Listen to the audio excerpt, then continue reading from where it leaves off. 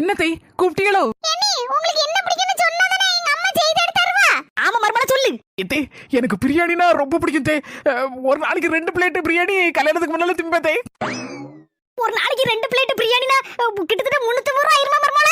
ஆமா தே, சிக்கன்லாம் சேர்த்தா 1000. இடி ஒரு நாளைக்கு 350 ரூபாய் வச்சு ஒரு மாசத்துக்கு எவ்வளவு ஆகும்?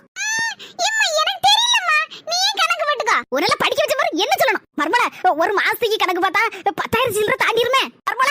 எத்தனை வருஷமா இப்படி தின்னுட்டு இருக்க? இத்தே ஒரு கிட்டத்தட்ட ஒரு 10 வருஷமா தின்னுட்டு இருக்கேன் தே. 10 வருஷத்துக்கு கணக்கு போட்டா கிட்டத்தட்ட ஒரு 12 லட்சம் ரூபாய் தாண்டிருமா மர்மல?